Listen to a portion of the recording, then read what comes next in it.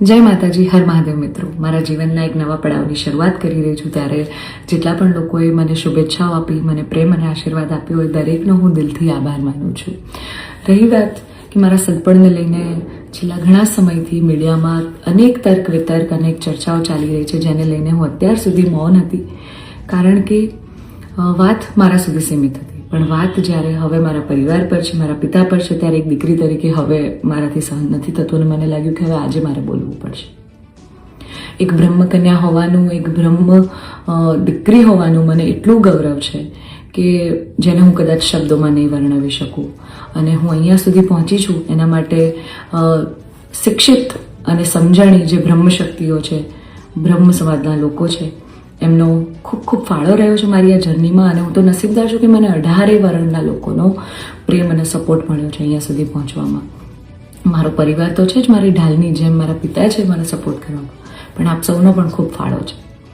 પરંતુ કહેવાતા સભ્ય અને મોડર્ન સમાજમાં જ્યારે અમુક 2-4 અસામાજિક તત્વો છે જે લોકો અત્યારે પણ દીકરીઓ માટેના રૂલ્સ અને રેગ્યુલેશન નક્કી કરશે કે દીકરીઓનું લિમિટ ક્યાં સુધી હોવી જોઈએ, દીકરીઓને ફ્લાય કરવા માટે પાંખો મળી છે, એને વીંજવાની અને એને કાપવાની વાતો છે. આ બધી દીકરીઓ અત્યારે તેજસ જેવી પ્લેનો ઉડાઈ રહી છે, યુદ્ધ કરી રહી છે, રણ મેદાનમાં છે, સંસદમાં છે, વિજ્ઞાન અને ટેકનોલોજીમાં છે. હમણાં ઓપરેશન સિંદૂર જે થયું એમાં 2 દીકરીઓએ લીડ લઈને આપણને પૂરા દેશને ગૌરવ અપાવ્યું.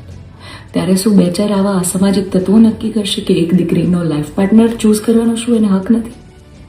હું બહુ નસીબદાર છું કે મને એવો પરિવાર ને એવા પિતા મળ્યા છે જે મારી ખુશીમાં ખુશ થાય છે અને મારા નિર્ણયને જે મેં હરખે વધાવી લીધો છે. કારણ કે ઓફકોર્સ હું એક એવા પરિવારમાં જઈ રહી છું કે જે આખો ભક્તિમય પરિવાર છે.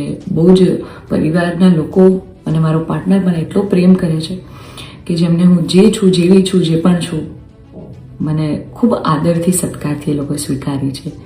રાત દિવસ જ્યાં ગાયત્રી મંત્ર, નવકાર મંત્રના જાપ થાય છે, આવા પરિવારમાં હું જઈ રહી છું. મને ખૂબ જ ગૌરવ છે.